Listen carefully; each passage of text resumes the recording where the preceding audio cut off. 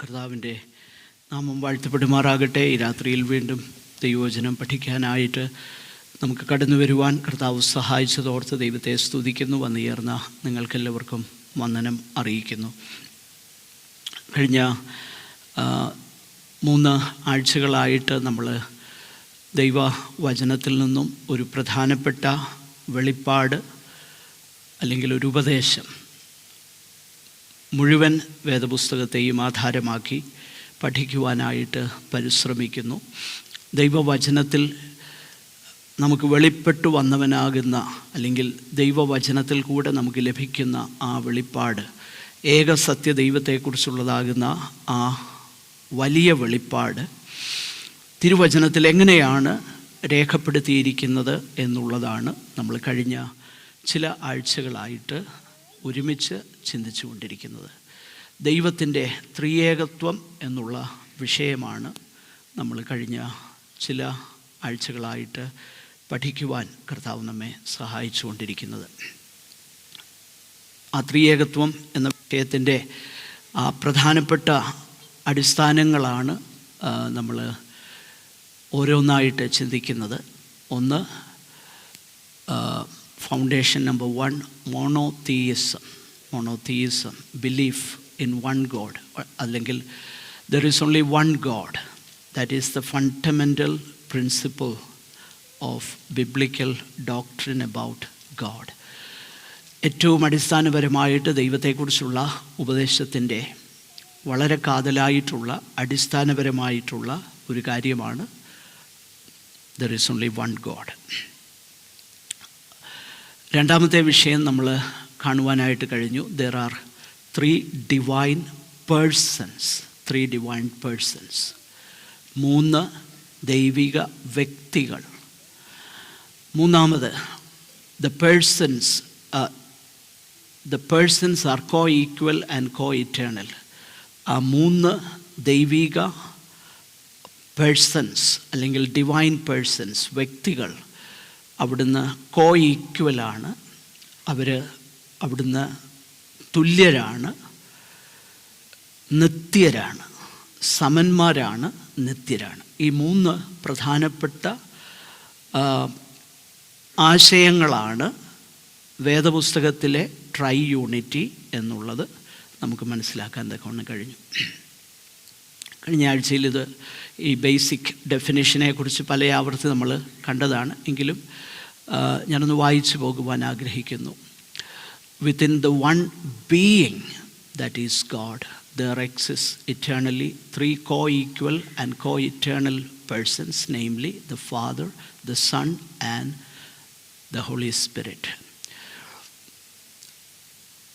ഏക സത്യ ദൈവം എന്നുള്ള ആ സാരാംശത്തിൽ പിതാവ്, പുത്രൻ, പരിശുദ്ധാത്മാവ് എന്ന 3 പേഴ്സൺസ്, ആളുകൾ.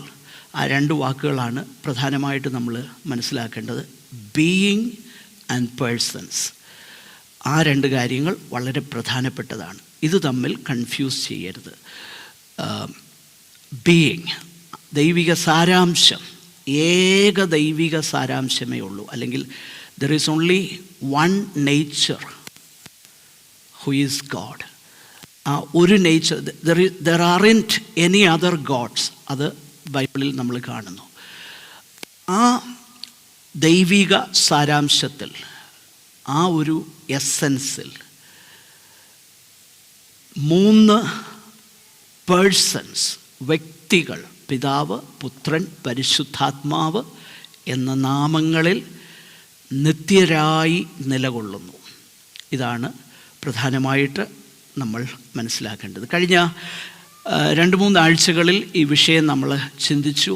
പ്രധാനമായിട്ട് നമ്മൾ ചിന്തിച്ചത് there is only one God എന്ന് വേദപുസ്തകം പറയുമ്പോൾ എന്താണ് വേദപുസ്തകം അർത്ഥമാക്കുന്നത്. നമ്മൾ പുതിയ നിയമത്തിൽ നിന്നും പഴയ നിയമത്തിൽ നിന്നും ചിന്തിച്ചു. രണ്ടാമത്തെ വിഷയം നമ്മൾ ചിന്തിച്ചത് the divine plurality. There is ആ ഗോഡ് ഹെഡിൽ ഒരു പ്ലൂറാലിറ്റി അല്ലെങ്കിൽ ഒരു ദൈവിക ബഹുത്വം namely 3 persons, Father, Son and the Holy Spirit എന്നുള്ള ആ 3 persons ഉണ്ട് എന്നുള്ളത് നമ്മൾ കഴിഞ്ഞ ആഴ്ചയിൽ ചിന്തിപ്പാൻ തക്കവണ്ണം കഴിഞ്ഞു. ഇന്ന് നമ്മൾ വളരെ ഷോർട്ടായിട്ട് ചിന്തിക്കാൻ പോകുന്ന വിഷയം the deity of the Father, the Son and the Holy Spirit. God's word gives explicit testimony to the deity of each divine person in the Trinity. പിതാവ്, പുത്രൻ, പരിശുദ്ധാത്മാവ് നമ്മൾ കണ്ടു. they are co-equal and co-eternal എന്ന് നമ്മൾ കാണുകയുണ്ടായി. പിതാവ് എന്നുള്ളതും പുത്രനെന്നുള്ളതും പിന്നീട് ഉണ്ടായി വന്ന ഒരു ആശയമല്ല. പുത്രൻ നിത്യനായി പിതാവിനൊപ്പം നിലകൊള്ളുന്നവനാണ് എന്ന് പറഞ്ഞാൽ ബെത്ലഹേമിൽ വന്ന് പിറക്കുന്നതിന് മുൻപ് തന്നെ the Son existed all eternity with the Father. പിതാവിൻ്റെ ഒപ്പം പുത്രൻ ആ നിത്യത മുഴുവൻ ബെത്ലഹേമിൽ before he was born in Bethlehem, before he took upon himself our flesh and blood, the incarnation. ജഡത്തിൽ നമ്മുടെ കർത്താവ് വെളിപ്പെടുന്നതിന് മുൻപ് തന്നെ, even prior to that, the Son existed all along the eternity with the Father. ആ ഒരു കാര്യം നമുക്ക് കാണാൻ തക്കവണ്ണം കഴിയുന്നുണ്ട്. നമ്മൾ ദൈവവചനം ശ്രദ്ധിച്ച് നോക്കിക്കഴിഞ്ഞാൽ പിതാവും പുത്രനും പരിശുദ്ധാത്മാവിനെയും ഈക്വലി ദൈവവചനം ദൈവം എന്ന നിലയിലാണ് നമുക്ക് വെളിപ്പെടുത്തി തരുന്നത്. ആ കാര്യമാണ് നമ്മൾ ചിന്തിപ്പാനായിട്ട് പോകുന്നത്. ഒന്നാമതായിട്ട് പിതാവായ ദൈവം, അത് നമുക്കധികം എക്സ്പ്ലനേഷൻസിൻ്റെ ആവശ്യമില്ല.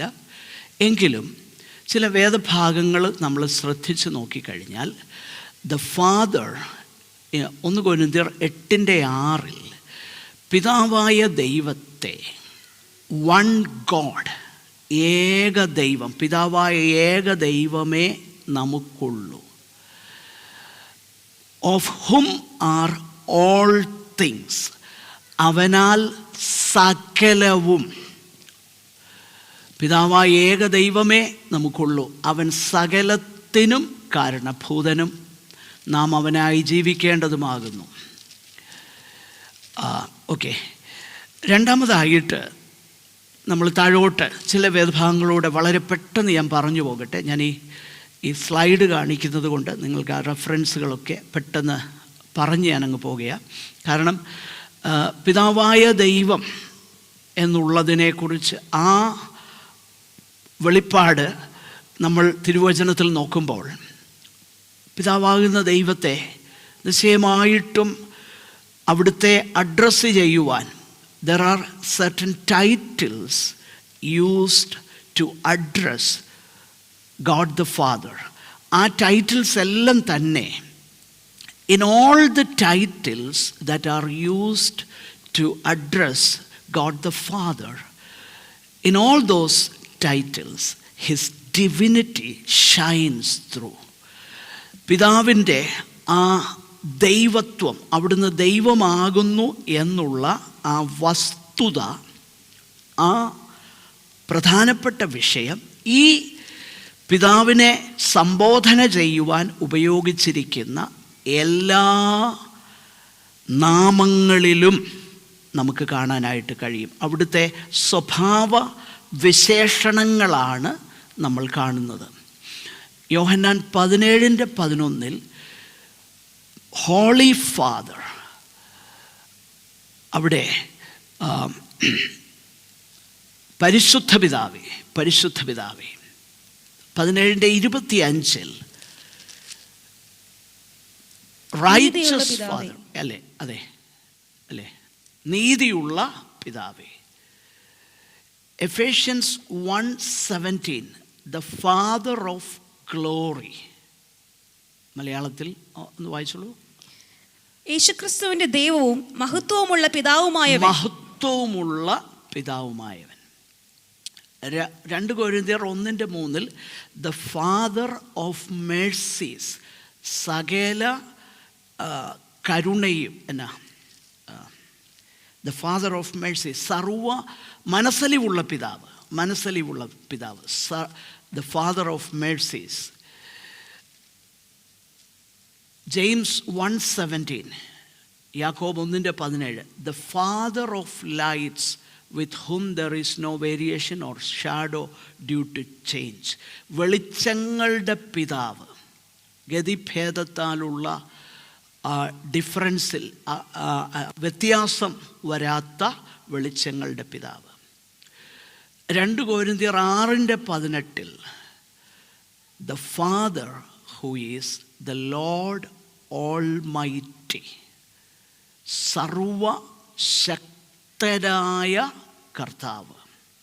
പിതാവ്, ആ പിതാവിനെ അഭിസംബോധന ചെയ്തിരിക്കുന്നത് സർവശക്തനായ കർത്താവ്.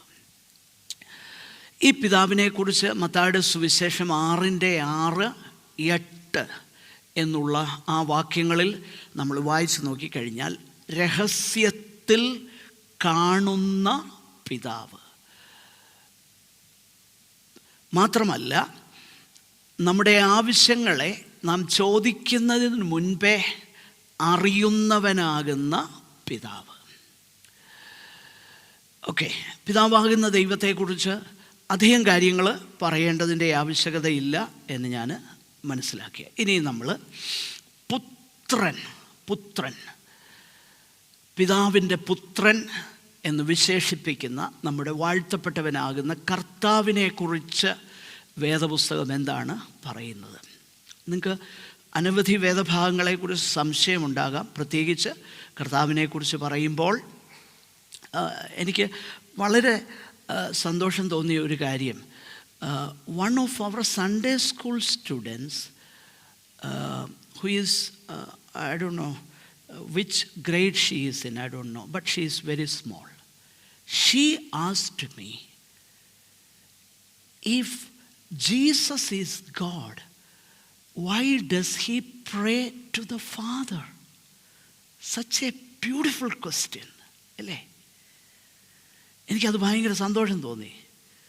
വളരെ നമ്മുടെ കുഞ്ഞുങ്ങൾ ഇത് കേൾക്കുന്നില്ലെന്നും മനസ്സിലാകുന്നില്ലെന്നും ഒക്കെ നമ്മൾക്ക് ചിലപ്പോൾ തോന്നുമെങ്കിൽ അവർ ശ്രദ്ധിക്കുന്നുണ്ട്. ചില കാര്യങ്ങളെങ്കിലും അവരുടെ മനസ്സിൽ ആ ചോദ്യങ്ങൾ വരും. മാത്രമല്ല, അവർ കടന്നു പോകുന്ന സ്കൂളിലോ കോളേജിലോ ഒക്കെ ഈ ചോദ്യങ്ങൾ അവർ അഭിമുഖീകരിക്കാനായിട്ട് സാധ്യതയുണ്ട്. ഇപ്പം ഞാൻ ആ വിഷയത്തിലോട്ട് പോകുന്നില്ല, അത് പിന്നീട് നമുക്ക് വിശദമാക്കാവുന്ന കാര്യങ്ങളാണ്. ഓക്കെ, ഇത്രയും നമ്മൾ മനസ്സിലാക്കുക. Jesus Christ is called God. He is called God. 2 വാക്യങ്ങൾ ഒന്ന് വായിക്കാം. യോഹന്നാൻ്റെ സുവിശേഷം 20:28.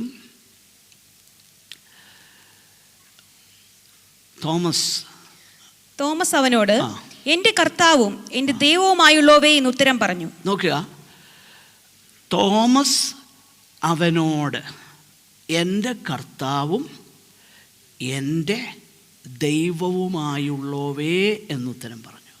ഒരിക്കൽ മഹാരാഷ്ട്രയിൽ ഒരു സ്റ്റേറ്റ് ട്രാൻസ്പോർട്ട് ബസ്സിൽ യാത്ര ചെയ്തപ്പോൾ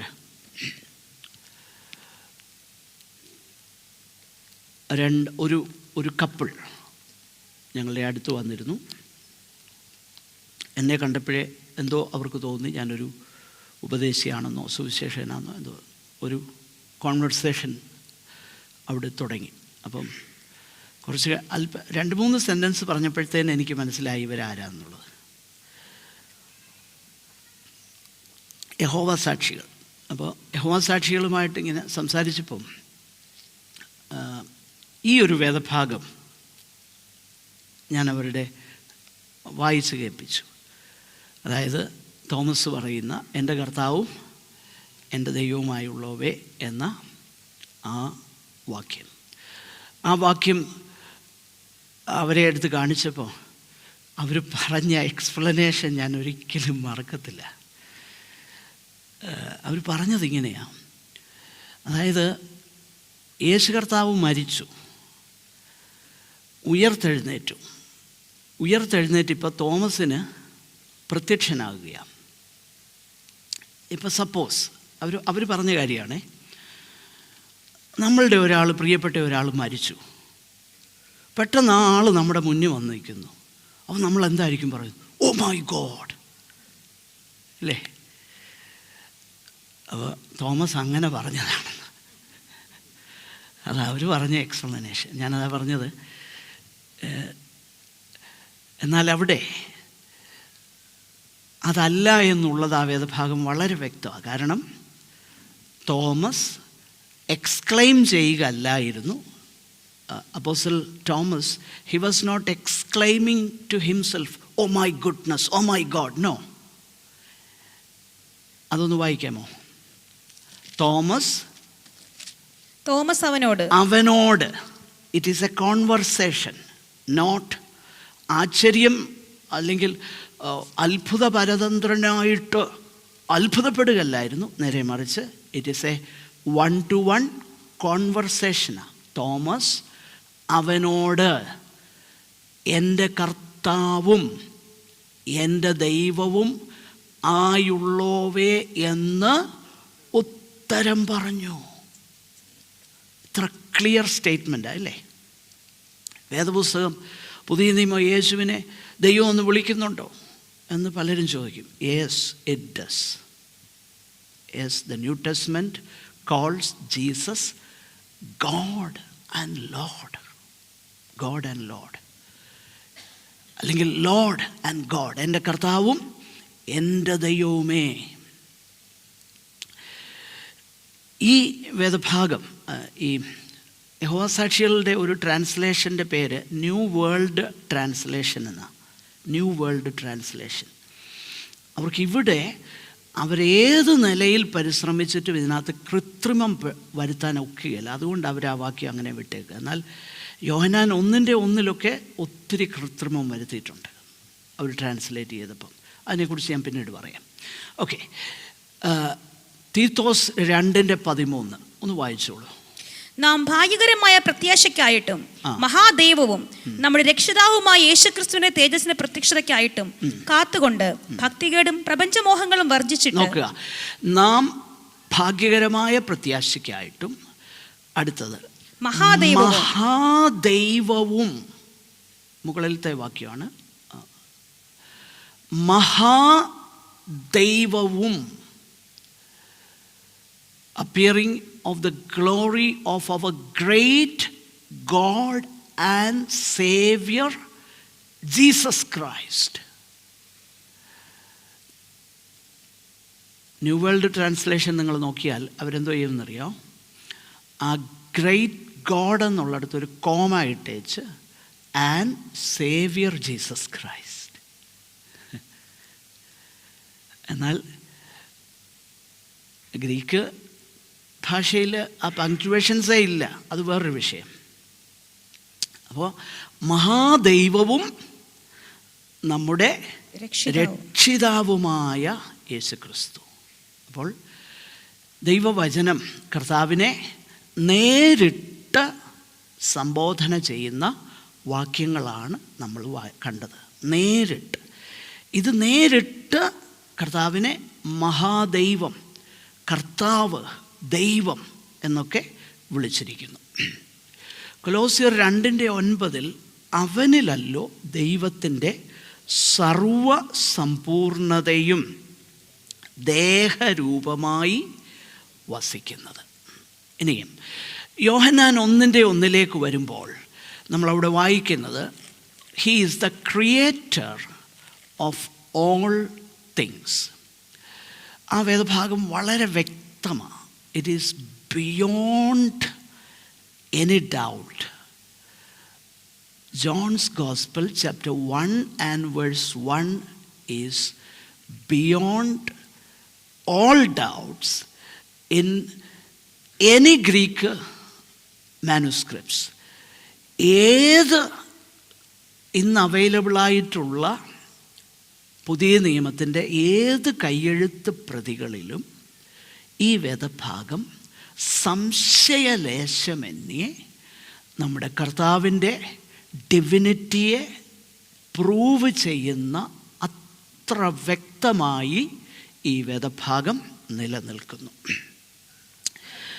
അവിടെ നമ്മൾ വായിക്കുന്നത് ഇങ്ങനെയാണ്: ആദിയിൽ വചനമുണ്ടായിരുന്നു, വചനം ദൈവത്തോടു കൂടെയായിരുന്നു, വചനം ദൈവമായിരുന്നു. നോക്കുക, ആദിയിൽ വചനമുണ്ടായിരുന്നു. In the beginning was the word, and the word was with God, and the word was God. നോക്കിയേ, ഒരേ സമയം the word is distinct from the Father. In the beginning was the Word, referring to the Father. Then the Word was with God, and the Word was God. എത്ര ക്ലിയറാണ്! ആദിയിൽ വചനമുണ്ടായിരുന്നു, ഉണ്ടായി വന്നെന്നല്ല, ഉണ്ടായിരുന്നു. വചനം ദൈവത്തോട് കൂടെയായിരുന്നു, വചനം ദൈവം ആയിരുന്നു. നോക്കി, എത്ര ക്ലിയറായിട്ടാണ് ആ വേദഭാഗം. സെയിൻറ്റ് അഗസ്റ്റിൻ്റെ ഒരു ഉദ്ധരണിയാണിത്. Since the word is eternally with God and was God, he is of the same substance with the Father. Okay, since the Word is eternally with God and was God, he is of the same substance with the Father.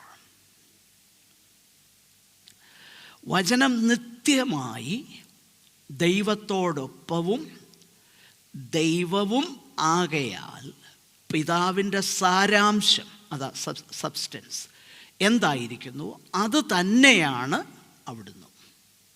Okay, ഈ തിരുവചന ഭാഗം ഞാൻ നേരത്തെ പറഞ്ഞത് പെട്ടെന്നൊന്ന് പറഞ്ഞ് മുൻപോട്ട് ഞാൻ പോകാനായിട്ട് ആഗ്രഹിക്കുന്നു. യഹോവ സാക്ഷികളുടെ ട്രാൻസ്ലേഷനിൽ അവർ മിസ്ട്രാൻസ്ലേറ്റ് ചെയ്യുന്നത് ഇങ്ങനെയാണ്. യോഹന്നാൻ 1:1, the word was a God. അതായത്, in the beginning was the word and the word was with God. എന്നിട്ട് അടുത്ത സെൻറ്റൻസ് ഇങ്ങനെയാണ്, the word was a God. അവിടെ ഇല്ലാത്ത ഗ്രാമറിൽ ഒരു ഇൻഡെഫിനിറ്റ് ആർട്ടിക്കിളൂടെ ചേർത്തു. അപ്പോൾ അവർ ഇല്ലാത്ത ആ ഒരു ആർട്ടിക്കിൾ ചേർക്കാനുള്ള കാരണമായിട്ട് അവർ പറയുന്നത്, ഒറിജിനൽ ഗ്രീക്ക് മാനുസ്ക്രിപ്റ്റിൽ അവിടെ ഡെഫിനിറ്റ് ആർട്ടിക്കിൾ ഇല്ല. ഡെഫിനിറ്റ് ആർട്ടിക്കിൾ എന്ന് പറഞ്ഞാൽ ദി എന്ന് പറയാം. ഇത് ഗ്രാമർ ക്ലാസ് ഒന്നുമല്ല, എനിക്കൊട്ട് ഗ്രാമർ അറിയത്തുമില്ല, വായിച്ചുള്ള അറിവ് അങ്ങ് പറയുന്നതേ ഉള്ളൂ കേട്ടോ. ഗ്രീക്കും അറിയത്തില്ല, ഹീബ്രു അറിയത്തില്ല, ചൊവ്വേന്നേരെ ഒരു ഭാഷയെ അറിയത്തില്ല. വായിച്ചുള്ള അറിവ് ഞാൻ നിങ്ങൾക്ക് പറഞ്ഞു തരുന്നതേ ഉള്ളൂ. ഓക്കെ, അപ്പോൾ അവരുടെ ട്രാൻസ്ലേഷനിൽ എ ഗോഡ് എന്നവർ ചേർക്കാനായിട്ട് അവർ ന്യായം പറയുന്നത് എന്താണെന്നറിയാമോ?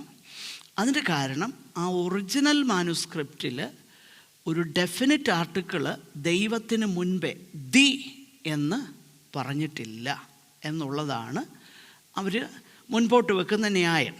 എന്നാൽ അവിടെ ഒരു വലിയ പ്രശ്നമുണ്ട്. കാരണം അവിടെ നമ്മൾ താഴോട്ട് ശ്രദ്ധിച്ച് നോക്കിക്കഴിഞ്ഞാൽ അതേ വേദഭാഗം 1-ാമത്തെ അധ്യായം യോഹന്നാൻ്റെ സുവിശേഷം, യോഹന്നാൻ 1:49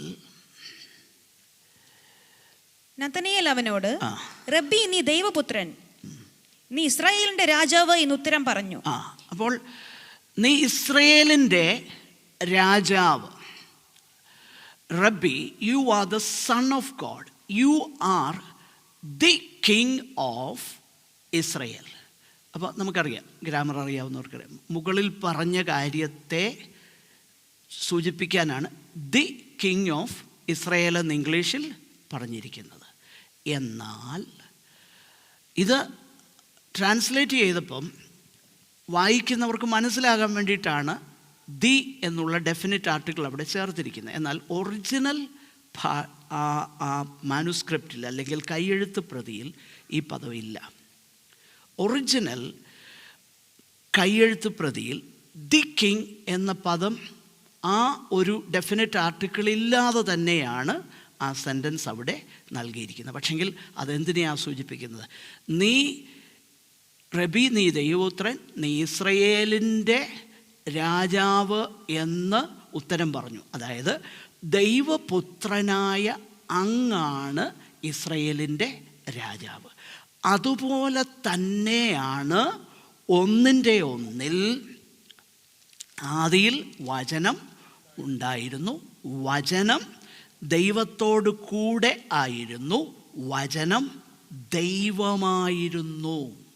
അതേ നിലയിലാണ്. ഇനി യോഹന്നാൻ്റെ സുവിശേഷം 1-ാം അധ്യായം അതിൻ്റെ 1 മുതൽ 18 വരെയുള്ളതാകുന്ന വാക്യങ്ങളിൽ 6-ാം വാക്യം, 12-ാം വാക്യം, 13-ാം വാക്യം, 18-ാം വാക്യം, ഈ വേദഭാഗങ്ങളിലൊന്നും തന്നെ 1-ാം വാക്യത്തിൽ പറഞ്ഞിരിക്കുന്നത് പോലെ തന്നെയാണ് in all the verses in John 1:1-18. For example, verses 6, verses 12, verse 12, verse 13, verse 18. In all these verses, the word theos, ദൈവം എന്ന് പറഞ്ഞിരിക്കുന്ന അല്ലെങ്കിൽ ദൈവത്തെ കുറിക്കുന്ന ആ വേദഭാഗങ്ങളിലൊന്നും തന്നെ ഈ ഡെഫിനിറ്റ് ആർട്ടിക്കിൾ ഒറിജിനൽ ലാംഗ്വേജിൽ ഇല്ല. ഞാനിവിടെ അല്പം ഒരു അപ്പോളജറ്റിക് ക്ലാസ്സാണ് തരുന്നതെന്ന് എനിക്കറിയാം. ഞാനത് തരാൻ കാരണമുണ്ട്. ഇനിയും കർത്താവ് അനുവദിച്ചാൽ നമ്മൾ we are going to witness to the people. Okay, ഇതുപോലുള്ള ചോദ്യങ്ങളൊക്കെ വരും. അപ്പോൾ അറ്റ്ലീസ്റ്റ് നമുക്ക് അവനെ മടക്കാനുള്ള അല്പമെങ്കിലും കാര്യങ്ങളൊക്കെ നമ്മുടെ കയ്യിൽ വേണം. ദൈവവചനത്തിൽ നമുക്ക് അറിവ് വേണം. അപ്പോളജറ്റിക്സ് എന്നുള്ളത് ഒരു ഓൾ ടുഗദർ ഡിഫറെൻ്റ് ഒരു മേഖലയാണ്. എങ്കിലും സുവിശേഷീകരണത്തോടുള്ള ബന്ധത്തിൽ നിങ്ങളിലുള്ള പ്രത്യാശയെക്കുറിച്ച് ന്യായം ചോദിക്കുന്ന ഏവനോടും നമ്മളെന്തോ പറയാൻ ഒരുങ്ങിയിരിക്കണമെന്നാണ് പറയുന്നത്. ഉത്തരം പറയാൻ ഒരുങ്ങിയിരിക്കണം. നമുക്കൊരുക്കം വേണം കേട്ടോ. ന്യായം ചോദിക്കുന്ന, ചുമ്മാ അത് ആർഗ്യൂ ചെയ്യാൻ വരുന്നവനോട് വെറുതെ ആർഗ്യൂ ചെയ്തിട്ട് കാര്യമില്ല. അതിന് ആ ഫീൽഡിലുള്ള ആൾക്കാരവർ ചെയ്തോട്ടെ, ഡിബേറ്റ് ചെയ്യുന്നവർ. എന്നാൽ 1 പത്രോസ് 3-ാം അധ്യായം അതിൻ്റെ 15-ാമത്തെ വാക്യത്തിലാണ് നിങ്ങളിലുള്ള പ്രത്യാശയെക്കുറിച്ച് ന്യായം ചോദിക്കുന്ന ഏവനോടും സൗമ്യതയും, അങ്ങനെയല്ലേ 1 പത്രോസ് 3:15, നിങ്ങളിലുള്ള പ്രത്യാശയെക്കുറിച്ച് ന്യായം ചോദിക്കുന്ന ഏവനോടും. നോക്കിയാൽ നിങ്ങളുള്ള പ്രത്യാശയെക്കുറിച്ച് ന്യായം ചോദിക്കുന്ന ഏവനോടും സൗമ്യതയും ഭയഭക്തിയും പൂണ്ട് പ്രതിവാദം പറവാൻ എപ്പോഴും ഒരുങ്ങിയിരിപ്പിൻ. നോക്കുക, അതാ to anyone who asks you for a reason for the hope that is in you. നോക്കിയേ, they ask you for a reason. It is a reasonable thing. And when you do that, yet do it with gentleness and respect. അങ്ങനെ നമ്മൾ സൗമ്യതയും ഭയഭക്തിയും പൂണ്ട് പ്രതിവാദം പറവാൻ എപ്പോഴും ഒരുങ്ങിയിരിപ്പേൻ. അപ്പോൾ അതുകൊണ്ടാണ് ഞാൻ ഈ വേദഭാഗങ്ങൾ സൂചിപ്പിക്കുന്നത്. ഞാൻ ഈ പറയുന്നത് മനസ്സിലാവുന്നുണ്ടല്ലോ നിങ്ങൾക്ക്? ഓക്കെ, യോഹന്നാൻ്റെ സുവിശേഷം 1-ാം അധ്യായം അതിൻ്റെ 1 മുതൽ 18 വരെയുള്ള ചില വാക്യങ്ങൾ പെട്ടെന്നൊന്ന് വായിക്കാം. 6-ാം വാക്യം ഒന്ന് വായിച്ചേ. Verse 6. ദൈവം അയച്ചിട്ടൊരു മനുഷ്യൻ വന്നു, അവന് ദൈവം അയച്ചിട്ടൊരു മനുഷ്യൻ വന്നു. There was a man sent from God. അവിടെ ഈ പറയുന്ന ദി എന്ന ഡെഫിനറ്റ് ആർട്ടിക്കിൾ ഇല്ല വാക്യത്തിൽ. പക്ഷേ അതാരെക്കുറിച്ചാണ് പറയുന്നത്? ദൈവം, പിതാവായ ദൈവത്തെക്കുറിച്ച്. ഇനിയും 12-ാം വാക്യം, അവനെ കൈക്കൊണ്ട് അവന്റെ നാമത്തിൽ വിശ്വസിക്കുന്ന ഏവർക്കും ദൈവമക്കളാകുവാൻ അവൻ അധികാരം കൊടുത്തു. 13-ാം വാക്യം, അവർ രക്തത്തിൽ നിന്നല്ല, ജഡത്തിന്റെ ഇഷ്ടത്താലല്ല, പുരുഷന്റെ ഇഷ്ടത്താലുമല്ല, ദൈവത്തിൽ നിന്നത്രേ ജനിച്ചത്. ഇനി 18-ാം വാക്യം, ദൈവത്തെ ആരും ഒരു നാളും കണ്ടിട്ടില്ല, പിതാവിന്റെ മടിയിലിരിക്കുന്ന ഏകജാതനായ പുത്രൻ അവനെ വെളിപ്പെടുത്തിയിരിക്കുന്നു. So the word theos occur in all these verses without, in the original language, without the definite article. Okay, in all these verses. So നമ്മൾ എന്താ ചെയ്യേണ്ടത്? നമ്മളിലുള്ള പ്രത്യാശയെക്കുറിച്ച് ന്യായം ചോദിക്കുമ്പം ഒന്നിൻ്റെ ഒന്നിൽ എ ഗോഡ് എന്ന് പറഞ്ഞാൽ he is simply A powerful Angel or something, അതാണ് അവർ ഉദ്ദേശിക്കുന്നത്. ശക്തിയുള്ളൊരു ദൂതനാണെന്ന് യഹോസാക്ഷികൾ വിശ്വസിക്കുന്നത്. യേശു ക്രിസ്തു മിഖായേൽ ആണെന്നാണ് വിശ്വസിക്കുന്നത്, ദ ആർക്കേഞ്ചൽ. ഓക്കെ, അപ്പോൾ അതിനു വേണ്ടിയിട്ടാണ് അവർ ഈ കാര്യങ്ങൾ ചെയ്യുന്നത്. അപ്പോൾ 1-ാമത്തെ വാക്യത്തിൽ എ ഗോഡ് എന്ന് ഇംഗ്ലീഷ് ബൈബിളിൽ അവരുടെ ന്യൂ വേൾഡ് ട്രാൻസ്ലേഷനിൽ അവർ ചേർത്തിരിക്കുന്നതിൻ്റെ കാരണം ഒറിജിനൽ മാനുസ്ക്രിപ്റ്റിൽ ആ ഡെഫിനറ്റ് ആർട്ടിക്കിൾ ഇല്ലാത്തത് കൊണ്ടാണ്. എന്നാൽ താഴോട്ട് ആ പാസേജുകളെല്ലാം 6, 12, 13, 18 ഈ വേദഭാഗങ്ങളിലെല്ലാം തെയോസ് എന്ന വാക്ക്, ദൈവം എന്ന വാക്ക് ഉപയോഗിച്ചിരിക്കുന്നിടത്തൊന്നും തന്നെ ഡെഫിനറ്റ് ആർട്ടിക്കിൾ ഇല്ല. അവിടെയൊന്നും യാതൊരു കോൺട്രാവേഴ്സിയും ആർക്കും പറയാനൊക്കത്തില്ല. ഓക്കെ, ഇത് ഞാൻ just for the sake of your understanding. ഇനി അനേക വേദഭാഗങ്ങൾ നമുക്കുണ്ട്, എന്നാൽ ഞാൻ ആ വേദഭാഗങ്ങളിലോട്ടൊന്നും പോകുന്നില്ല. റോമർ 10:9, 1 കൊരിന്ത്യർ 12:3 ഈ 2 വാക്യങ്ങളിലും യേശു കർത്താവിനെ കർത്താവ്, ക്യൂരിയോസ് എന്ന ആ ഗ്രീക്ക് പദമാണ് ഉപയോഗിച്ചിരിക്കുന്നത്. ഈ പദമാണ് പഴയ നിയമത്തിൽ യാഹ്വേ എന്ന പദം തർജ്ജിമ ചെയ്യുവാൻ ഉപയോഗിച്ചിരിക്കുന്ന പദം. ഇതേ പദം തന്നെയാണ് ക്യൂരിയോസ്. അപ്പോൾ 10:9, 1 കൊരിന്ത്യർ 12:3 കർത്താവ്, യേശുവിനെ കർത്താവ് എന്ന് വായ്കൊണ്ട് ഏറ്റുപറയുകയും ദൈവം അവനെ മരിച്ചവരിൽ നിന്ന് ഉയർത്തെഴുന്നേൽപ്പിച്ചു എന്ന് ഹൃദയം കൊണ്ട് വിശ്വസിക്കുകയും ചെയ്താൽ നീ രക്ഷിക്കപ്പെടും. അപ്പോൾ രക്ഷയെന്നുള്ളത് ദൈവത്തിൻ്റെ ദാനമാണ് എന്ന് നമ്മൾ വായിക്കുന്നു. അങ്ങനെയെങ്കിൽ യേശുവിനെ കർത്താവ്, ലോർഡ്, ക്യൂരിയോസ്, യാഹ്വേ, യഹോവയാകുന്ന ദൈവത്തെ വിശേഷിപ്പിക്കുവാൻ പഴയ നിയമത്തിൽ ഉപയോഗിച്ചിരിക്കുന്ന അതേ പദം, കർത്താവ് എന്ന പദമാണ് യേശു കർത്താവിനെ കുറിപ്പാൻ പുതിയ നിയമത്തിൽ ഉപയോഗിച്ചിരിക്കുന്നത്. 1 കൊരിന്ത്യർ 12:3 ഇതേ കാര്യം തന്നെ നമുക്ക് കാണാനായിട്ട് കഴിയുന്നുണ്ട്. ആകയാൽ ദൈവാത്മാവിൽ സംസാരിക്കുന്നവനാരും യേശു ശപിക്കപ്പെട്ടവൻ എന്ന് പറയുകയില്ല. പരിശുദ്ധാത്മാവിലല്ലാതെ യേശു കർത്താവ് എന്ന് പറവാൻ ആർക്കും കഴിയുകയുമില്ല. യേശു കർത്താവ്, Lord. The New Testament applies to Christ several Old Testament statements about the Lord, Yahweh or Jehovah, including his status as the only God and Savior. Okay, പഴയ നിയമത്തിൽ യഹോവയാകുന്ന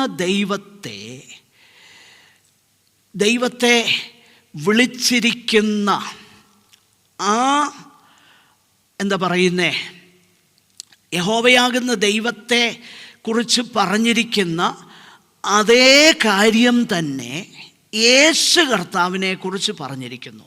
ഉദാഹരണത്തിന്, the only God and Saviour, ഏക ദൈവവും രക്ഷിതാവുമെന്ന് പഴയ നിയമത്തിൽ വിളിച്ചിരിക്കുന്നത് യഹോവയായ ദൈവത്തെക്കുറിച്ചാണ്. എന്നാൽ പുതിയ നിയമത്തിൽ ഇതേ ടൈറ്റിൽ യേശു കർത്താവിനെ വിശേഷിപ്പിക്കുവാൻ ഉപയോഗിച്ചിരിക്കുന്നു. ചില വാക്യങ്ങളൊന്ന് കണ്ടാൽ നമുക്ക് ആ കാര്യങ്ങൾ മനസ്സിലാക്കാൻ എളുപ്പമാണ്. യെശയ്യാവ് 45 21 മുതൽ 23 വരെയുള്ള വാക്യങ്ങൾ, റോമർ 14 9-12, ഫിലിപ്പിയൻസ് 2:10-11. ഈ വാക്യങ്ങളൊന്ന് വായിച്ച് നമുക്ക് മുൻപോട്ട് പോകാം വളരെ പെട്ടെന്ന്. ഓക്കെ. നിങ്ങൾ പ്രസ്താവിച്ച് കാണിച്ചു തരുവിൻ, അവർ കൂടി ആലോചിക്കട്ടെ. പുരാതനമേ ഇത് കേൾപ്പിക്കുകയും പണ്ട് തന്നെ ഇത് പ്രസ്താവിക്കുകയും ചെയ്തവൻ ആർ? യഹോവയായ ഞാനല്ലയോ? ഞാനല്ലാതെ വേറൊരു ദൈവവുമില്ല. ഞാനല്ലാതെ നീതിമാനായൊരു ദൈവവും രക്ഷിതാവുമില്ല. നോക്കുക, യഹോവയാകുന്ന ദൈവത്തെ പഴയ നിയമത്തിൽ വിളിക്കുന്നത് ഞാനല്ലാതെ വേറൊരു ദൈവവുമില്ല, ഞാനല്ലാതെ നീതിമാനായ ദൈവവും രക്ഷിതാവുമില്ല. ഓക്കെ.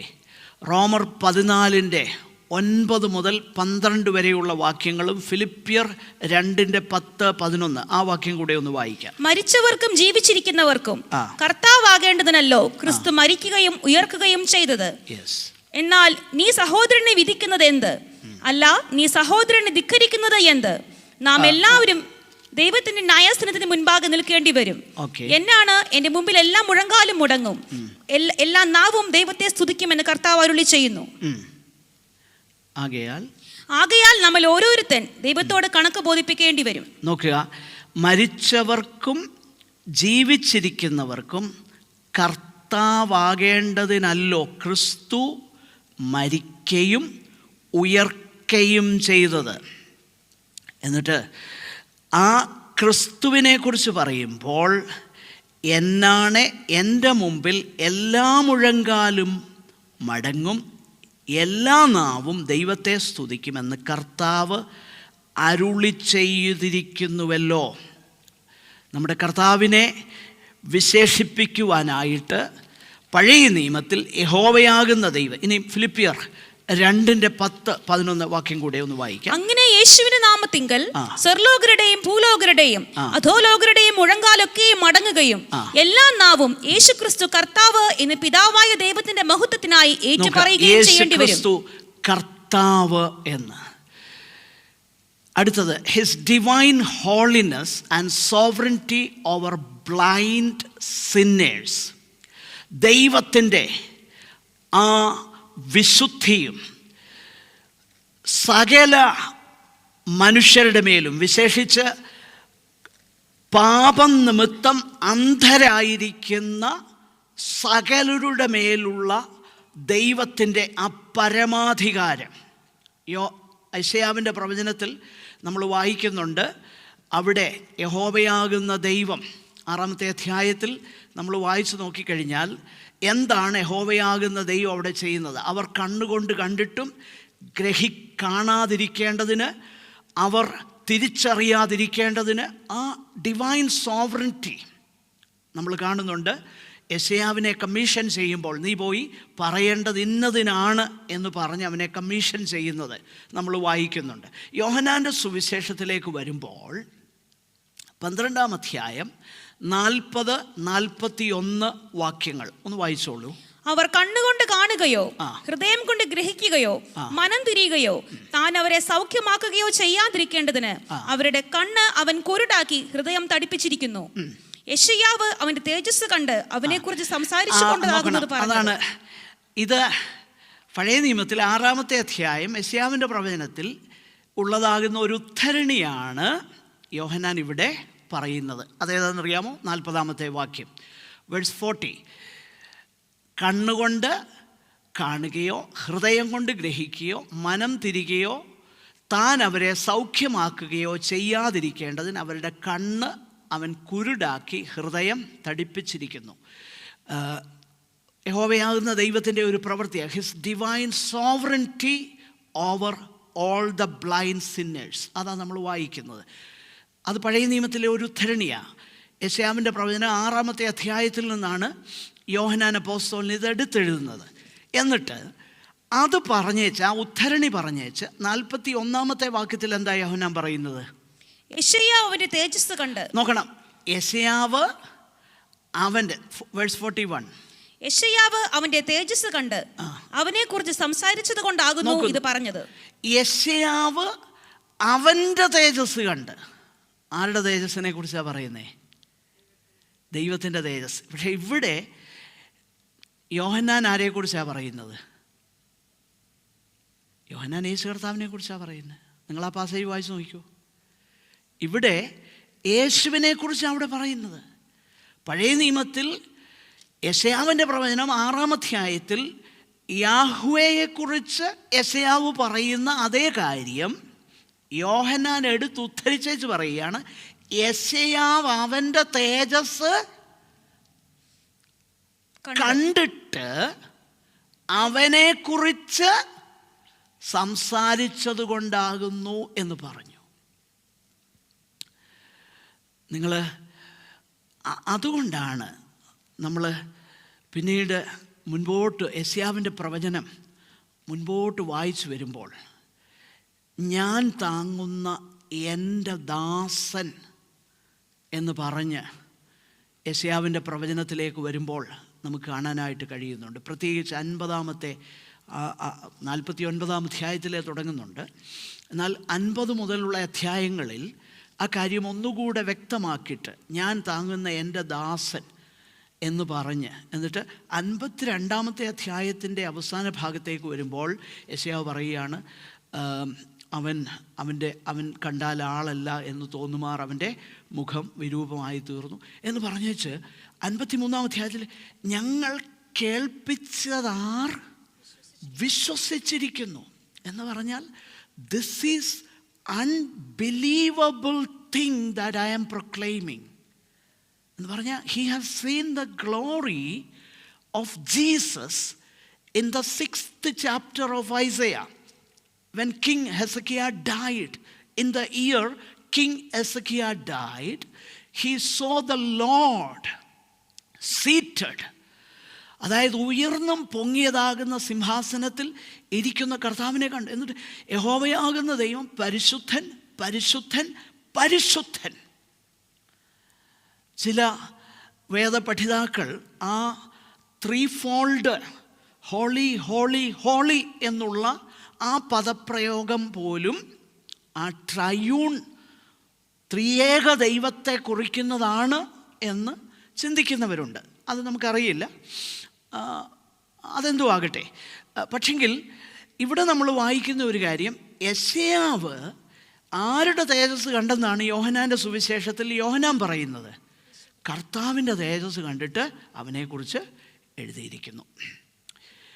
ഇനിയും 68-ാം സങ്കീർത്തനം 18-ാം വാക്യവും എഫേസ്യർ 4:8 ഒന്ന് ചേർത്ത് വായിക്കണം. അവിടെ യഹോവയാകുന്ന ദൈവത്തെക്കുറിച്ച് പറയുന്ന അതേ കാര്യം തന്നെ എഫേസ്യർ 4:8 നമ്മൾ വായിക്കുന്നുണ്ട്. ഒന്ന് വായിക്കാമോ? നീ ഉയരത്തിലേക്ക് കയറി ബദ്ധന്മാരെ പിടിച്ചുകൊണ്ടുപോയി യാഹെന്ന ദൈവം അവിടെ വസിക്കേണ്ടതിന് നീ മനുഷ്യരോട് മത്സരികളോട് കൂടെ തന്നെ കാഴ്ച വാങ്ങിയിരിക്കുന്നു. നോക്കുക, എഫേസ്യർ 4:8. അതുകൊണ്ട് അവൻ ബദ്ധന്മാരെ പിടിച്ചുകൊണ്ടുപോയി ഉയരത്തിൽ കയറി മനുഷ്യർക്ക് ദാനങ്ങളെ കൊടുത്തു എന്ന് പറയുന്നു. നോക്കുക, പഴയ നിയമത്തിൽ യഹോവയാകുന്ന ദൈവത്തെ കുറിക്കുന്ന അതേ കാര്യം പുതിയ നിയമത്തിൽ യേശു കർത്താവിനെ കുറിച്ച് എഴുതിയിരിക്കുന്നു. യെശയ്യാവ് 8:14 ഒരു ഇടർച്ചക്കല്ലായിരിക്കുന്നു എന്ന് പറഞ്ഞിരിക്കുന്നത് നമ്മൾ വായിക്കുന്നുണ്ട്. അത് റോമാലേഖനത്തിലേക്ക് വരുമ്പോൾ 9:33, 1 Pathros 2:8 his becoming a stone of stumbling for the wicked. Isaiah 8:14, Romans 9:33, 1 Peter 2 and verse 8. നോക്കുക, യെശയ്യാവിൻ്റെ ഇതാ ഞാൻ സിയോനിൽ ഇടർച്ചക്കല്ലും തടങ്ങൽ പാറയും വെക്കുന്നു, അവനിൽ വിശ്വസിക്കുന്നവൻ ലജ്ജിച്ചു പോകുകയില്ല.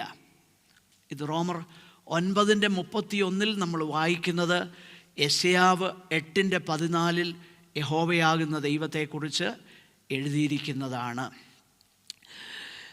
സങ്കീർത്തനം 102 25 മുതൽ 27 വരെയുള്ള വാക്യങ്ങളും അതിൻ്റെ ശേഷം എബ്രായ ലേഖനം 1 അധ്യായം 10 മുതൽ 12 വരെയുള്ള വാക്യങ്ങളും ഒന്ന് വായിക്കണം. Okay. His eternity and immutability as the creator. Eternity, he is everlasting. Immutability means he never changes. He is unchanging.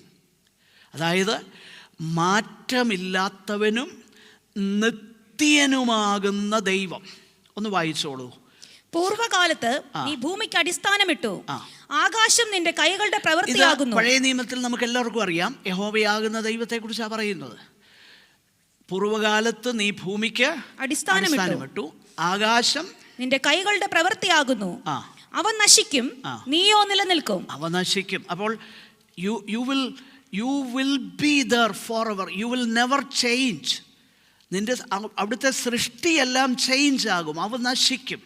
എന്നാൽ അങ്ങ് എന്നേക്കും നിലനിൽക്കും. അതാണ് his eternity and immutability as the creator.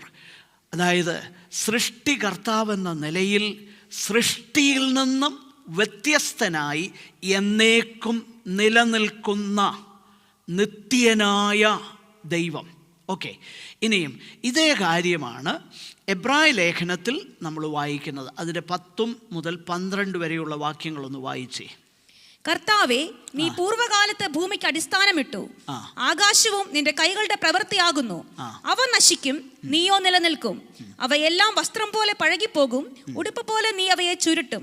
വസ്ത്രം പോലെ അവ മാറിപ്പോകും, നീയോ അനന്യൻ, നിന്റെ സംവത്സരങ്ങൾ അവസാനിക്കുകയുമില്ല എന്ന് പറഞ്ഞു. ഈ കാര്യം നമ്മൾ മനസ്സിലാക്കണമെങ്കിൽ അതിൻ്റെ 8ാമത്തെ വാക്യം മുതൽ വായിച്ചു നോക്കിക്കഴിഞ്ഞാൽ ആരോടാണിത് പറയുന്നതെന്ന് അവിടെ എഴുതിയിട്ടുണ്ട്. പുത്രനോടോ, ദൈവമേ, നിന്റെ സിംഹാസനം എന്നും എന്നേക്കുമുള്ളതും നിന്റെ രാജത്വത്തിൻ്റെ ചെങ്കോൽ നേരുള്ള ചെങ്കോൽ. എന്നിട്ട് അത് പറഞ്ഞു വന്നേച്ച് ചെങ്കോൽ, നീ നീതിയെ ഇഷ്ടപ്പെടുകയും ദുഷ്ടതയെ ദ്വേഷിക്കുകയും ചെയ്തിരിക്കയാൽ ദൈവമേ, നിന്റെ ദൈവം നിന്റെ കൂട്ടുകാരിൽ, നമുക്കറിയാം 45 സങ്കീർത്തനത്തിലെ ഉദ്ധരണി അത്, നിന്നെ ആനന്ദ തൈലം കൊണ്ട് അഭിഷേകം ചെയ്തിരിക്കുന്നു എന്നും കർത്താവേ, നീ പൂർവകാലത്ത് ഭൂമിക്ക് ഇത് നോക്കുക. യേശു കർത്താവിനെ കുറിച്ച് പഴയ നിയമ തിരുവെഴുത്തിൽ യഹോവയാകുന്ന ദൈവത്തെ സൃഷ്ടാവ്, മാറ്റമില്ലാത്ത സൃഷ്ടാവ് എന്ന് വിളിച്ചിരിക്കുന്ന അതേ കാര്യം പുതിയ നിയമത്തിൽ യേശു കർത്താവിനെ കുറിക്കുവാനായി പറഞ്ഞിരിക്കുന്നു. യോവേൽ 2:32 കർത്താവിൻ്റെ നാമം വിളിച്ചപേക്ഷിക്കുന്ന ഏവനും രക്ഷിക്കപ്പെടും. റോമർ 10 അധ്യായം 9 13 ആ വാക്യങ്ങളൊന്ന് വായിച്ചോളൂ. യേശുവിനെ കർത്താവെന്ന് വായുകൊണ്ട് ഏറ്റുപറയുകയും ദൈവം അവനെ മരിച്ചവരിൽ നിന്ന് ഉയർത്തെഴുന്നേൽപ്പിച്ചു എന്ന് ഹൃദയം കൊണ്ട് വിശ്വസിക്കുകയും ചെയ്താൽ രക്ഷിക്കപ്പെടും. യോവേൽ പ്രവചനത്തിൽ കർത്താവിൻ്റെ നാമം വിളിച്ചപേക്ഷിക്കുന്ന ഏവനും രക്ഷിക്കപ്പെടും. റോമർ 10:9 യേശുവിനെ കർത്താവെന്ന് വായുകൊണ്ട് ഏറ്റുപറയുകയും ദൈവം അവനെ മരിച്ചവരിൽ നിന്ന് ഉയർത്തെഴുന്നേൽപ്പിച്ചു എന്ന് ഹൃദയം കൊണ്ട് വിശ്വസിക്കുകയും ചെയ്താൽ നീ രക്ഷിക്കപ്പെടും. ശ്രദ്ധിച്ചേ, പഴയ നിയമത്തിൽ യാഹുവേ, യഹോവയാകുന്ന ദൈവത്തെക്കുറിച്ച് പറയുന്നു. അതേ കാര്യം പുതിയ നിയമത്തിലേക്ക് വരുമ്പോൾ പുത്രനാകുന്ന യേശു ക്രിസ്തുവിനെ കുറിച്ച് പറയുന്നു. അതിൻ്റെ 13ാം വാക്യം കൂടെ, കർത്താവിന്റെ നാമത്തെ വിളിച്ചപേക്ഷിക്കുന്ന ഏവനും രക്ഷിക്കപ്പെടും. ശ്രദ്ധിച്ചേ, കർത്താവിൻ്റെ നാമം വിളിച്ചപേക്ഷിക്കുന്ന ഏവനും രക്ഷിക്കപ്പെടും. ഇതെല്ലാം തന്നെ യേശു കർത്താവിനെ കുറിച്ചാണെന്ന് നമുക്കറിയാം. എബ്രായർ 1:3 Christ in Hebrews chapter 1 and verse 3 Christ is the radiance of the Father's reality. He is the radiance of the Father's reality. In other words, who or what Father is, that is exactly what the Son is. That is it. Christ is the radiance of the Father's reality. Hebrews 1:3 says that the Son of God is the brightness of His glory and the express image of His person.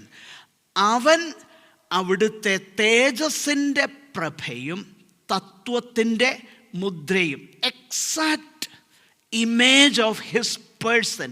Who, ആ person എന്നോ അല്ലെങ്കിൽ അവിടുത്തെ നേച്ചറെന്നോ ഒക്കെയുള്ള ആ translation പല ട്രാൻസ്ലേഷനിലുണ്ട്. Person എന്ന വാക്കുണ്ട്.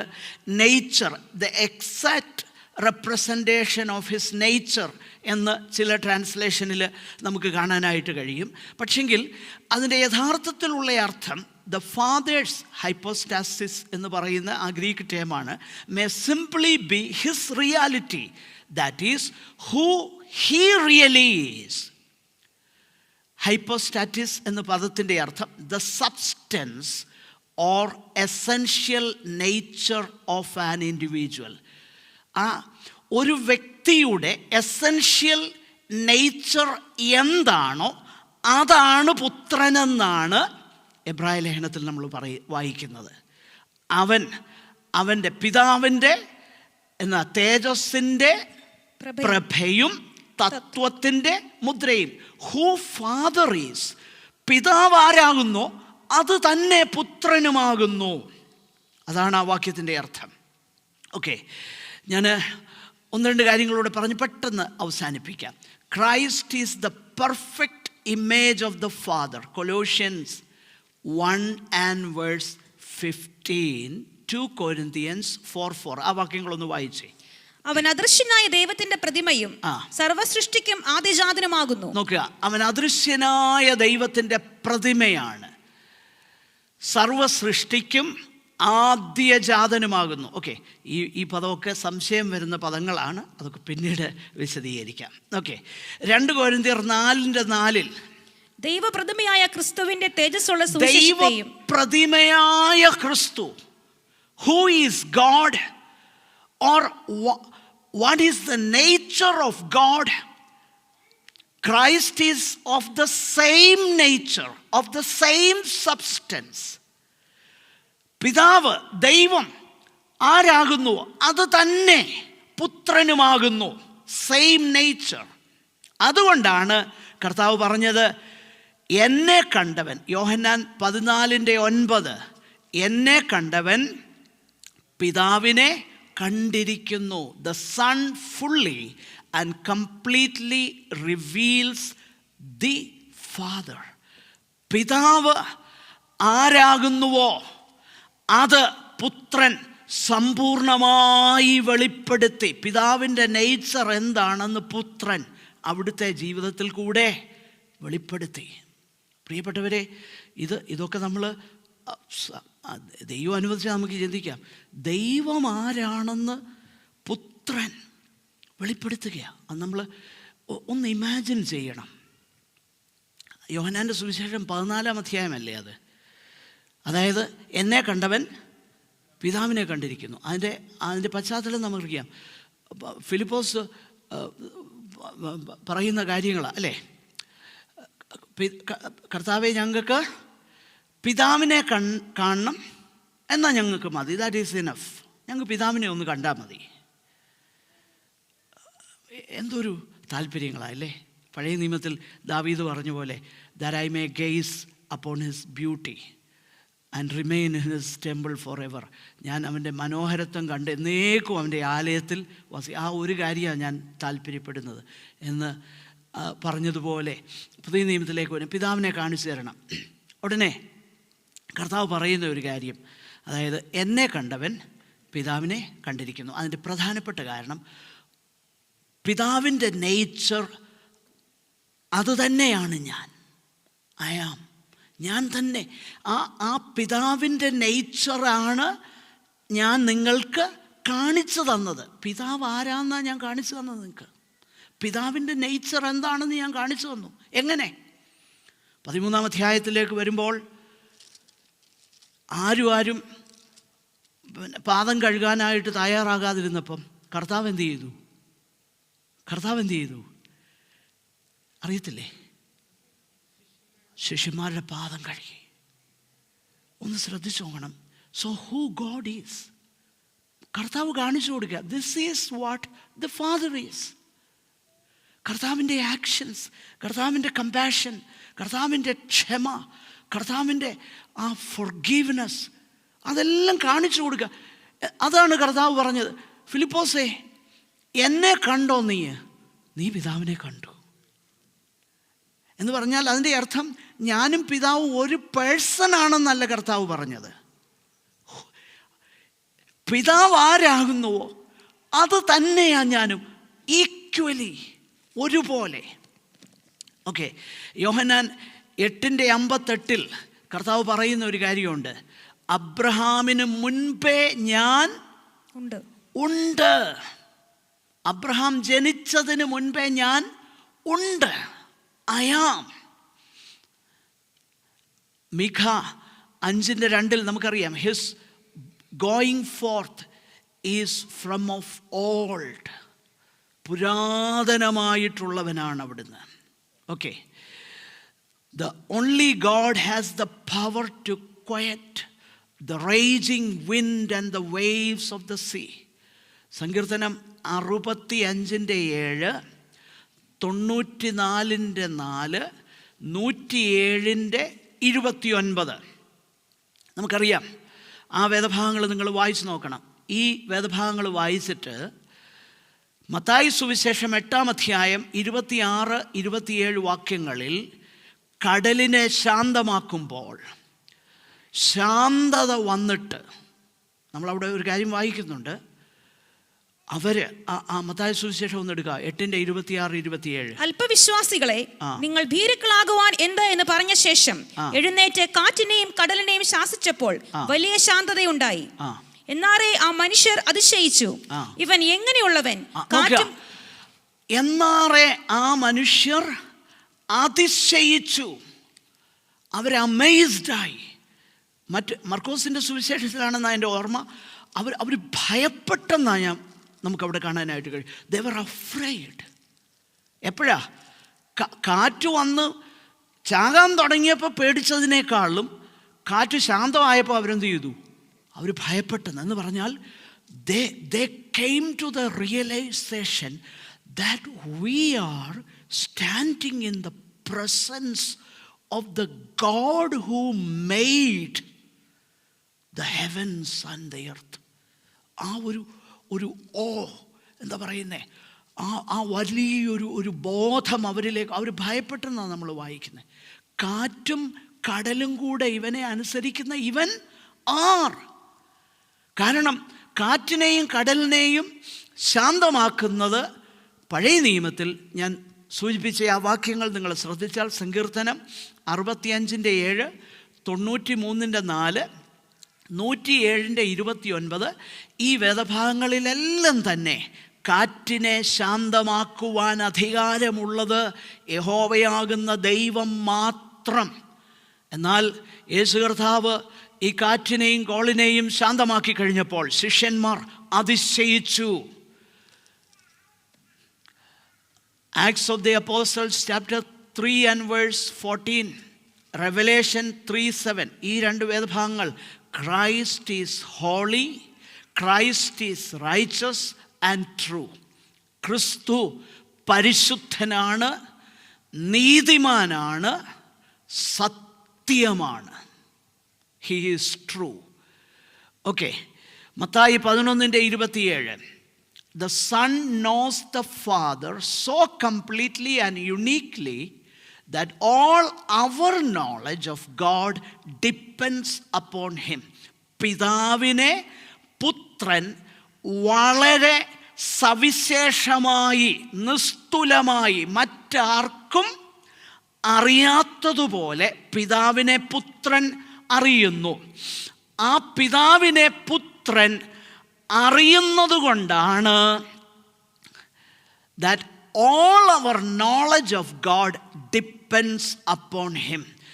ദൈവത്തെക്കുറിച്ചുള്ള നമ്മുടെ സകല അറിവും നിലനിൽക്കുന്നത് പുത്രൻ്റെ അതുകൊണ്ടാണ് 11:27 പിതാവല്ലാതെ ആരും പുത്രനെ അറിയുന്നില്ല, പുത്രനും പുത്രൻ വെളിപ്പെടുത്തി കൊടുപ്പാൻ ഇച്ഛിക്കുന്നവനുമല്ലാതെ ആരും പിതാവിനെ അറിയുന്നതുമില്ല.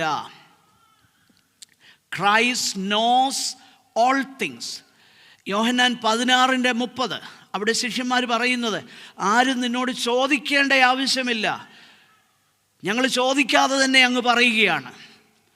യോഹന്നാൻ 21:17 16:30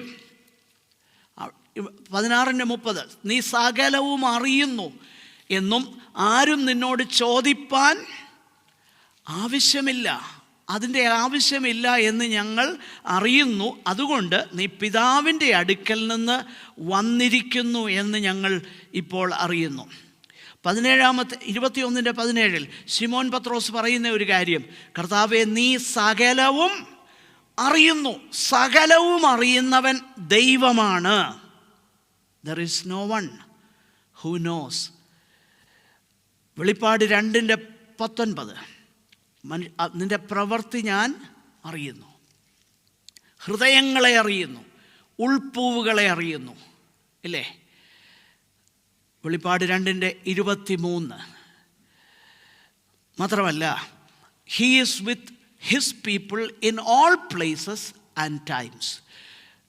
മത്തായി 18:20 2-3 പേർ എൻ്റെ നാമത്തിൽ കൂടി വരുന്നവരുടെ മധ്യത്തിൽ ഞാനുണ്ട്. ഓൾ ദ ടൈം, എല്ലാ സമയത്തും എല്ലായ്പ്പോഴും കർത്താവിൻ്റെ സാന്നിധ്യം ഉണ്ട്. 28:20 ഞാനോ നിങ്ങളോടുകൂടെ ലോകാവസാനത്തോളം എല്ലാ നാളും നിങ്ങളോടുകൂടെ ഉണ്ട്. അപ്പോൾ ഹീ ഈസ് ഇറ്റേണൽ ആൻഡ് ഒംനിപ്രസൻറ്റ്.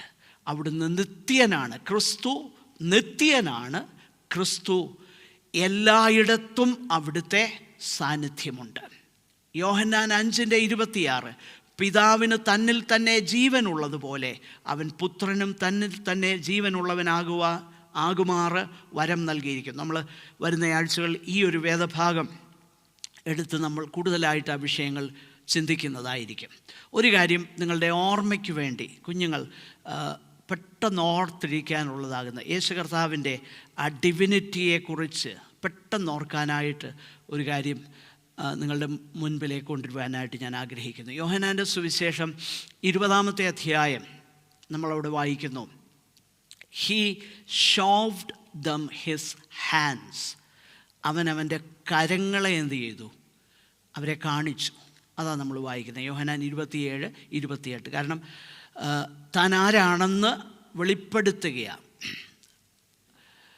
നോക്കുക, നീ എൻ്റെ കൈകളെ കാണുക, നിൻ്റെ കൈ നീട്ടി എൻ്റെ വിലാപ്പുറത്തിടുക, അവിശ്വാസിയാകാതെ വിശ്വാസി. He see my hands. ആ ഹാൻഡ്സ് എന്ന പദം, ഓക്കെ,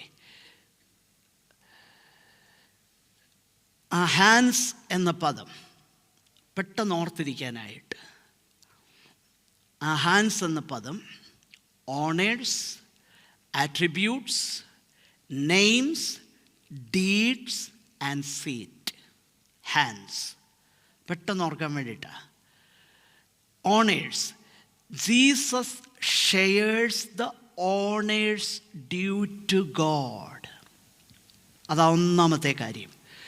ദൈവത്തിന് എന്തെല്ലാം ബഹുമാനമുണ്ടോ അതെല്ലാം കർത്താവ് ഷെയർ ചെയ്യുന്നു. 2, ആട്രിബ്യൂട്ട്സ്. ദൈവത്തിൻ്റെ സ്വഭാവ സവിശേഷതകൾ എന്തൊക്കെയാണോ, ഉദാഹരണത്തിന് ദൈവം സർവജ്ഞാനിയാണ്, ദൈവത്തിൻ്റെ സാന്നിധ്യം എല്ലായിടത്തുമുണ്ട്. ഇത് ബേസിക്കായിട്ടുള്ള കാര്യമാണ്. ദൈവം സർവശക്തനാണ്, almighty or all powerful, and his presence is everywhere, omnipresent, and he is omniscient, he knows everything. So Jesus shares the attributes of God. അടുത്തത് names. Jesus shares the names of God. ദൈവത്തെ ഏതെല്ലാം പേരുകൾ വേദപുസ്തകത്തിൽ ഉപയോഗിച്ചിട്ടുണ്ടോ അതെല്ലാം യേശു share ചെയ്യുന്നു. Deeds. Jesus shares the deeds that God does. നമ്മൾ വരുന്ന ദിവസങ്ങളിൽ ഇതൊക്കെ അല്പം വിശദമായിട്ട് കാണും. ദൈവം എന്തെല്ലാം പ്രവൃത്തി ചെയ്യുന്നു അതെല്ലാം കർത്താവ് ചെയ്യുന്നു. Seat. Jesus shares the seat of God's throne. ദൈവത്തിൻ്റെ സിംഹാസനത്തിൽ കർത്താവ് ഇരുന്ന് അരുളുന്നു. അപ്പോൾ നമ്മൾ ഈ ഒരു ആക്രനിം ഹാൻസ് എന്നുള്ളത് ഓർത്ത് കഴിഞ്ഞാൽ honours, attributes, names, deeds and seat. Jesus shares the honours with God. Jesus shares the attributes of God. Jesus shares the names of God. Jesus shares the deeds that God does. Jesus shares the seat of God's throne. Okay. നമുക്ക് അടുത്ത ആഴ്ചയിൽ പരിശുദ്ധാത്മാവിനെക്കുറിച്ച് ചില കാര്യങ്ങളൂടെ തുടർന്ന് ചിന്തിക്കാം. ദൈവം നമ്മെ സഹായിക്കട്ടെ. ഈ രാത്രി സമയം only when we know and appreciate who our God is, നമ്മുടെ ദൈവം ആരാകുന്നു എന്ന് നമ്മൾ മനസ്സിലാക്കുമ്പോഴാണ് നമ്മുടെ ദൈവത്തെ അറിയുവാൻ നമുക്ക് ലഭിച്ചതാകുന്ന ഭാഗ്യത്തെക്കുറിച്ച് നമ്മൾ ചിന്തിക്കാൻ തുടങ്ങുന്നത്. ആ ദൈവത്തിൻ്റെ മക്കളെന്ന് വിളിക്കപ്പെടാൻ ഇത്ര വലിയ സ്നേഹം നമുക്ക് തന്നിരിക്കുന്നു എന്നോർക്കുമ്പോഴാണ് നമ്മൾ ദൈവസ്നേഹത്തിൽ നടപ്പാനായി തുടങ്ങുന്നത്. പ്രിയപ്പെട്ടവരെ, ഇതെല്ലാം നമ്മൾ പഠിക്കുന്നത് എന്തിനു വേണ്ടിയിട്ടാണെന്നറിയാമോ? ഞാൻ നേരത്തെ പറഞ്ഞു, ഫിലിപ്പോസിനോട് കർത്താവ് പറഞ്ഞ ഒരു കാര്യം, എന്നെ കണ്ടവൻ ദൈവം തന്നെ He reveals himself to us, who he is. ആ ദൈവത്തിൻ്റെ മക്കളെന്ന് വിളിക്കപ്പെടുവാൻ നമുക്ക് ഭാഗ്യം കിട്ടിയപ്പോൾ ദൈവം നമ്മളെക്കുറിച്ച് ആഗ്രഹിക്കുന്നത് എന്താ? ഓരോ ദിവസവും ആ ദൈവത്തോട് നമ്മൾ അനുരൂപപ്പെടാനായിട്ട് കഴിയണം. അത് ദൈവത്തിൻ്റെ പരിശുദ്ധാത്മാവിൻ്റെ പ്രവൃത്തിയാലാണ് നമ്മൾ സംഭവിക്കുന്നത്. പക്ഷെങ്കിൽ പരിശുദ്ധാത്മാവിൻ്റെ പ്രവൃത്തി നമ്മളിൽ സംഭവിക്കണമെന്നുണ്ടെങ്കിൽ ഇസ്രായേൽ മക്കളെ പോലെ പരിശുദ്ധാത്മാവിനോട് എതിർത്ത് നിൽക്കുന്നവരാകരുത്. നമുക്കതിന് കഴിയും. അതുകൊണ്ടാണ് തിരുവെഴുത്തിൽ നമ്മളെ ദൈവവചനം പഠിപ്പിക്കുന്നത്, do not quench the holy spirit. ആത്മാവിനെ കെടുക്കരുത്. Do not grieve the holy spirit. എങ്ങനെയാ ഗ്രീവ് ചെയ്യുന്നത്? എഫെസ്യ ലേഖന 4-ാമത്തെ അധ്യായം വായിച്ചു നോക്കിയാൽ തിരിച്ചറിയാം. When you have an unforgiving spirit, you grieve the Holy Spirit. When we don't want to forgive, നമുക്ക് ക്ഷമിക്കാൻ മനസ്സില്ലെങ്കിൽ നമ്മൾ എന്ത് ചെയ്യുക? പരിശുദ്ധാത്മാവിനെ ദുഃഖിപ്പിക്കുക. When we use words, എഫെസ്യ ലേഖനമാണ് ഞാൻ ഈ പറയുന്നത് മുഴുവൻ, കൃപയോട് കൂടിയതും ഉപ്പിനാൽ രുചി വരുത്തിയതുമല്ലാത്ത വാക്കുകൾ വരുമ്പോൾ we grieve the Holy Spirit. അന്യോന്യം ഭോഷ്ക് പറയുമ്പോൾ we grieve the Holy Spirit. പ്രിയപ്പെട്ടവരെ, ഇത് നമ്മൾ തിരിച്ചറിയും. നമ്മൾ എന്തിനാണ് ഇത് പഠിക്കുന്നത്? നമ്മൾ പഠിക്കുന്നത് അക്കാഡമിക് നോളജ് ഉണ്ടാകാൻ വേണ്ടിയിട്ടല്ല, വാദിക്കാനോ തർക്കിക്കാനോ വേണ്ടിയിട്ടല്ല. ദൈവം ആരെന്ന് തിരുവെഴുത്തിൽ വെളിപ്പെടുത്തിയിരിക്കുന്നത് നമ്മൾ മനസ്സിലാക്കും തോറും ആ ദൈവത്തോട് അനുരൂപപ്പെടാനായിട്ട് നമുക്ക് കഴിയണം. അതാ ഈ പഠനത്തിൻ്റെ ലക്ഷ്യം. നമുക്ക് നമ്മുടെ കണ്ണുകളെ അടയ്ക്കാൻ നമുക്ക് പ്രാർത്ഥിക്കാം. സഹോദരന്മാരിൽ ഒരാൾക്ക് പ്രാർത്ഥിച്ച് അവസാനിപ്പിക്കാം.